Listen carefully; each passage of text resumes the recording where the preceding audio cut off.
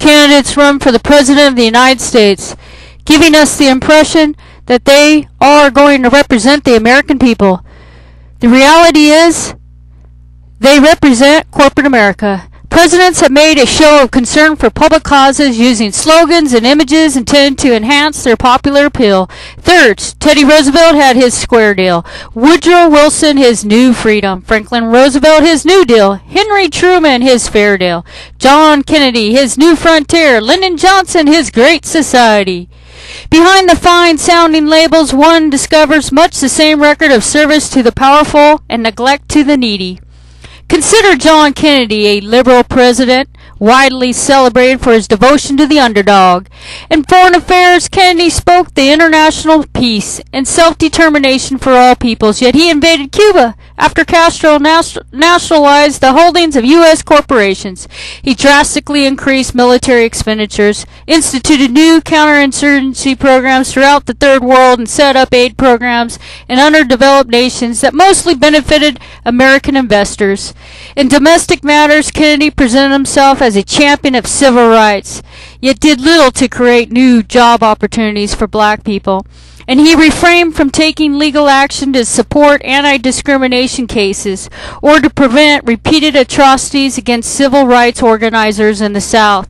Kennedy talked as if he were the special friend of the working people, yet he imposed wage restraints on unions at a time when the workers' buying power was stagnant or declining.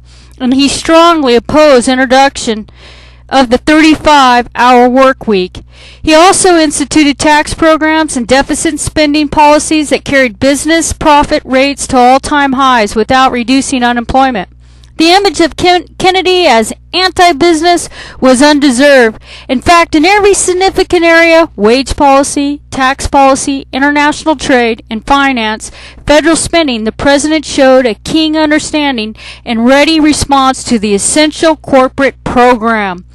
With his youth, his vigor, his intelligence, and public utterance, Kennedy gave every appearance of being the active liberal, while actually he worked cautiously within the special interest system instead of attempting to challenge or change it. Conservative presidents such as Richard Nixon, Gerald Ford manifest the same tendency to talk for the people and work for the corporate elites.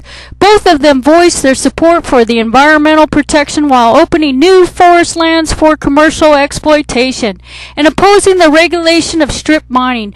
Both gave lip service to the problems of the Vietnam veteran, the plight of the elderly, and the needs of the poor, yet opposed extending benefits and services to these groups and even supported cutbacks.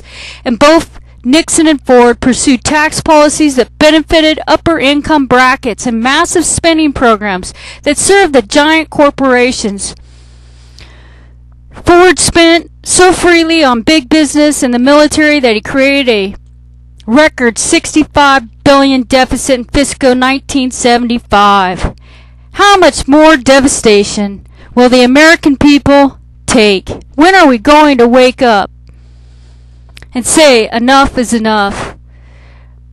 Ford vetoed bills for public lunches, child daycare, and child nutrition programs.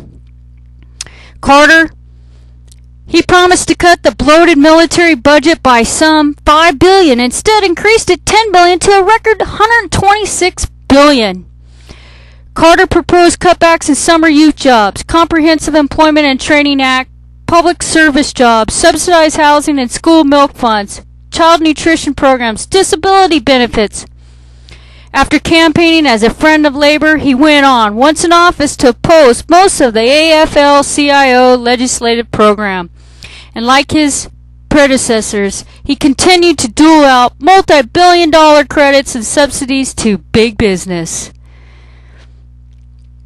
Now, if that is not driving the dagger into our hearts, it's time that we wake up and demand a more fair system. That the next President of the United States do exactly what he promises he will do. Not tear into our heart and souls.